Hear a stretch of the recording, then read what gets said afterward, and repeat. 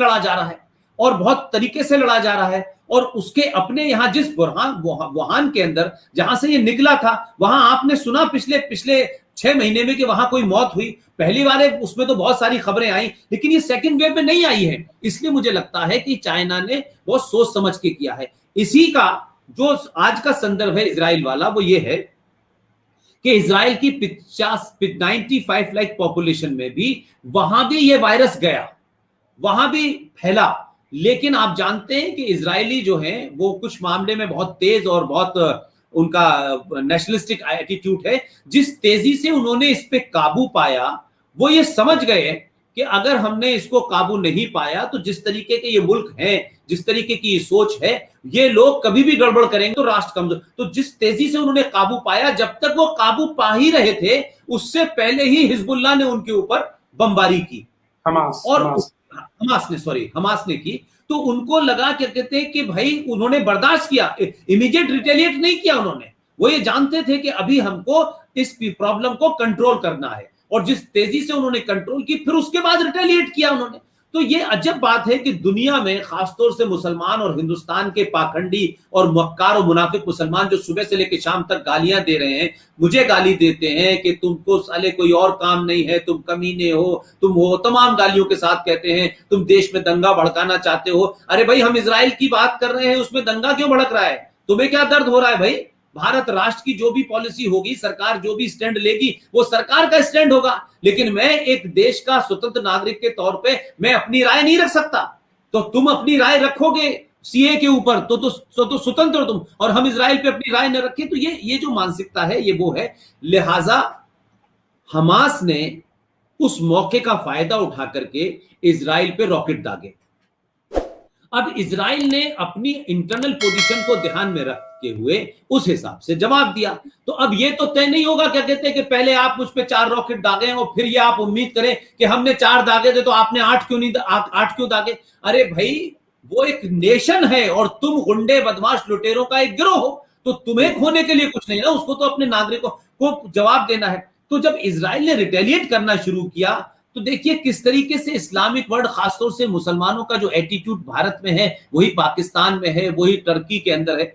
Islamic world की जो पूरी लीडरशिप थी, आप सब जानते हैं कि जो ट्रंप साहब के दामाद थे, वो बहुत अच्छे दोस्त थे सऊदी अरब के जो शाह थे, उनके साथ उनके बिजनेस के रिश्ते हैं, करोड़ों अरबों खरबों का उनका बिजनेस है। और वहां धीरे धीरे, क्योंकि वहां जो सऊदी अरब का शाह वगैरह ये सब पढ़ के अमेरिका से ही आते हैं, तो वो अमेरिकन तो इस मामले में बड़े तेज हैं कि किसको प्रमोट करना है, किसको आगे बढ़ाना है। तो आपने देखा होगा कि सऊदी अरब में पहली बार आपने देखा होगा कि वहां खवातीनों को, यानी महिलाओं को ड्राइविंग लाइसेंस दिया गया, उनको कहा गया कि आप फुटबॉल का मैच देख सकती हैं। तो ये धीरे धीरे अमेरिका के साथ रहने और अमेरिका के साथ बात काम करने से उनको लगा कि ठीक है भाई, अब हो गए, कई साल हो गए इन सब चीजों को, उसको धीरे धीरे इंसानों को इंसान बनने दीजिए, उनको दुनिया देखने चाहिए, रेवोल्यूशन आ जाएगा। तो वो जो ट्रंप साहब के साहबजादे के माध्यम से जो बिजनेस रिश्ते थे, उस वजह से सऊदी अरब के अंदर कुछ रिफॉर्म्स आना शुरू हुए और उस रिफॉर्म्स का पॉजिटिव असर हो रहा था। तो वो जो एक ढक्कन में बंद था इस्लाम, वो धीरे धीरे बाहर आने लगा।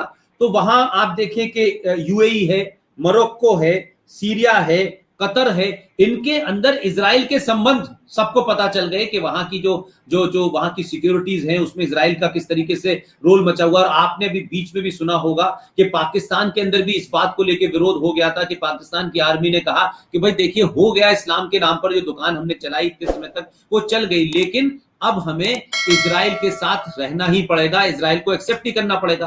बाकी तो इस्लामिक देशों का विरोध तो सिर्फ ये है कि हम इजराइल को एक राष्ट्र की मान्यता नहीं देते, तो भाई आपसे मांग कौन रहा है मान्यता? तो वही मैं कह रहा हूं कि धीरे धीरे जो इस्लामिक वर्ल्ड के अंदर जो झगड़ा शुरू हुआ, और फिर ये ओआईसी की जो लीडरशिप है, वो यहां से उठ के वहां चली गई। जिस देश को हम सबसे ज्यादा लिबरल माना करते थे अतातुर्क पाशा के जमाने से, जहां टर्की में, और वो हमारे यहाँ के एक मूर्ख राज थे, उन्हें बाद में इस देश में भारत का राष्ट्रपिता कहा गया हो, उन मूर्ख राज ने वहां टर्की के अंदर जो खिलाफत मूवमेंट हो रहा था, उसका समर्थन भारत के मुसलमानों को खुश करने के लिए किया कि भाई इससे भारत के मुसलमान खुश होंगे, और हमारे यहाँ ये जो स्वतंत्रता का आंदोलन चल रहा है इसमें, यानी गांधी जी यहाँ लोकतंत्र की बात कर रहे हैं, और वहां खिलाफत मूवमेंट में इस्लामिक खलीफा को स्थापित करने की बात कर रहे थे। और मोहम्मद अली और जौहर, मौलाना जौहर, ये दो उसके मक्कार थे, जिन दोनों मक्कारों के नाम से आजम खान ने अपने यहाँ यूनिवर्सिटी बनाई। ये वो दो लोग नेता थे जो खिलाफत को प्रमोट कर रहे थे। आप उस दौर में देखेंगे जब भारत के गांधी जी ने खिलाफत को सपोर्ट करना शुरू किया, उसके बाद के कांग्रेस में आप देखें अध्यक्ष लाइन से बहुत सारे मुसलमान बने। तो जो लोग खिलाफत को यहां प्रमोट कर रहे थे उसमें तो मैं मौलाना आजाद तक को मानता हूं, और आज भी कई लोग उसी को लगे हुए। तो इसी तरीके से टर्की जो लीडरशिप खो चुका था, वहां उनके अपने मामला थे, वहां किस तरीके से उन्होंने चर्चों को अब मस्जिद में कन्वर्ट शुरू कर दिया।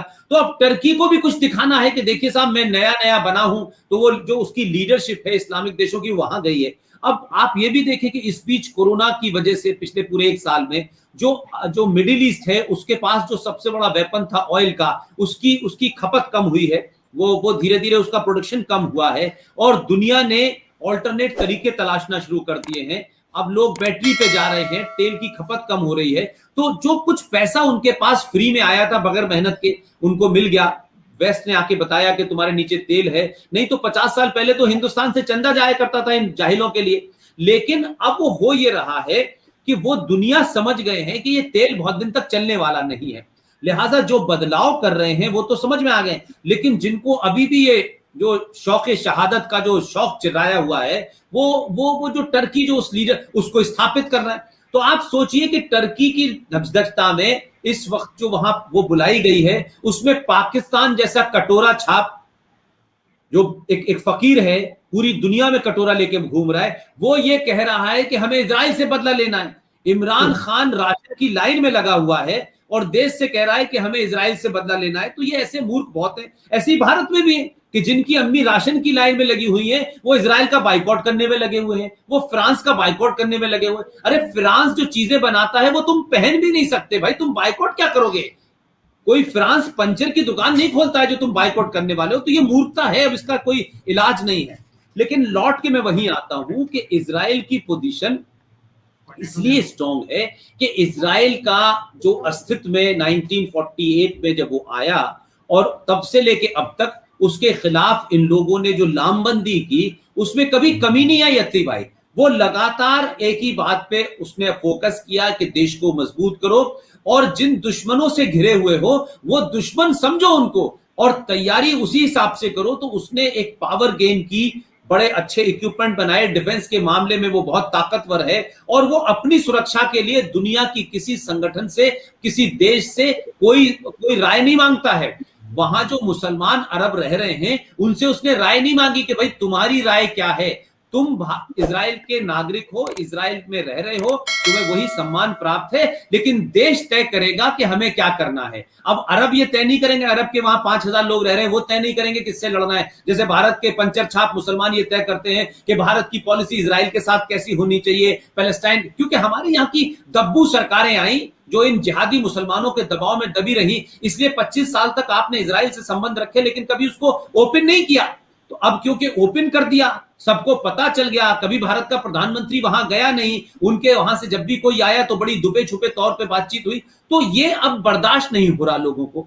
तो भारत सरकार के खिलाफ, भारत के स्टैंड के खिलाफ लोग यहां लगे हुए हैं, लेकिन भारत राष्ट्र में लोग अपनी अपनी अपनी राय प्रकट कर रहे हैं, उससे भी लोगों को गुस्सा है। लिहाजा मैं ये मानता हूं कि जहां से बात आपने शुरू की थी कि हम तो इस्लामिक आतंकवाद को कम से कम 30-35 साल से झेल रहे हैं और धीरे धीरे इसको लड़ने के लिए समाज को तैयार किया, क्योंकि सरकारें तो एक्सपर्ट होती हैं, उनके पास एक्सपर्ट्स लोग होते हैं, फौज होती है, आपके पास स्पेशल सेल के लोग होते हैं, लेकिन समाज जब तक किसी बीमारी को नहीं समझता तब तक लड़ना मुश्किल हो जाता है। क्योंकि वो आतंकवादी हमारे बीच में ही तो रहते हैं, कुछ इंटेलेक्चुअल आतंकवादी हैं, कुछ आर्टिस्ट इंटेलेक्चुअल आतंकवादी हैं, कुछ एकेडमिशियन आतंकवादी हैं। तो जो सोच से आतंकवादी होता है वो ज्यादा इसलिए खतरनाक होता है कि वो तो किसी भी आदमी को अपने आर्गुमेंट से हथियार पकड़ा देता है हाथ में, वो खुद हथियार नहीं पकड़ता है। तो जरूरी नहीं है कि जो हथियार लेकर के हमला करने जा रहा है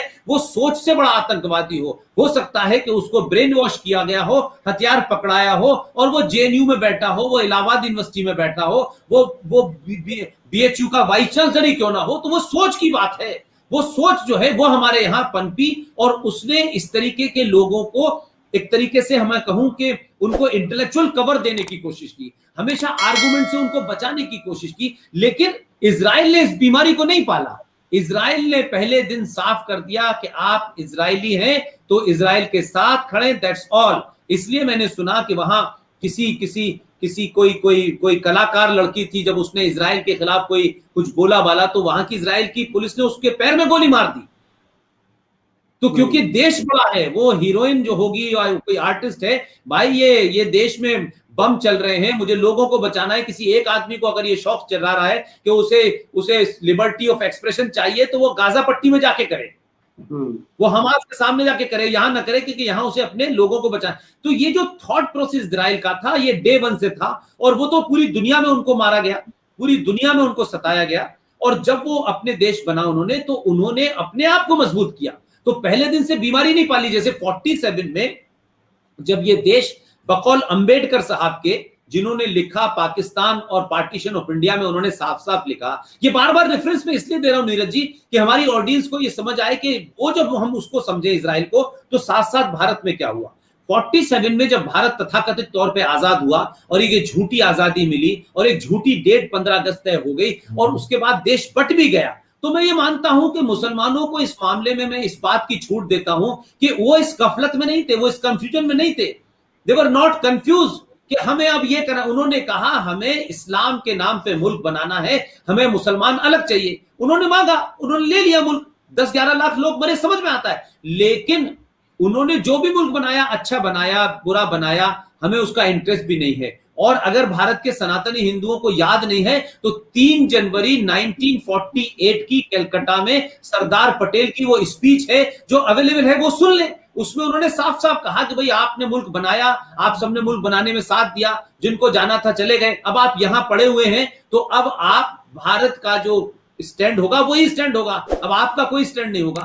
लेकिन मैं ये कह रहा हूं कि 1947 के बाद 1950 में जब संविधान बना, तो ये बीमारी तो हमारे नेताओं, हिंदू नेताओं की थी ना, कि हम इसे सेकुलर बनाएंगे, यहां सबका बराबर वो होगा। तो आपने एक बीमारी को पल्ले दिया और 1950 में आपने पाली बीमारी, और आप 70 साल के बाद फिर इस देश में वही आवाजें उठ रही हैं, वही लोग फिर पाकिस्तान की बात कर रहे हैं, अलग राज की बात कर रहे हैं। तो वो तो अब ये कहते हैं कि अगर इस देश का विभाजन होना है तो हिंदुओं को तय करना है कहां जाना है, अब हम नहीं जाने वाले हैं। तो आप सोचिए कि अगर आपके थॉट प्रोसेस में कंफ्यूजन होता है, आपकी लीडरशिप में कंफ्यूजन होता है, आपकी इंटेलेक्चुअल क्लास में कंफ्यूजन होता है, तो आने वाली पीढ़ियां भुगतती हैं।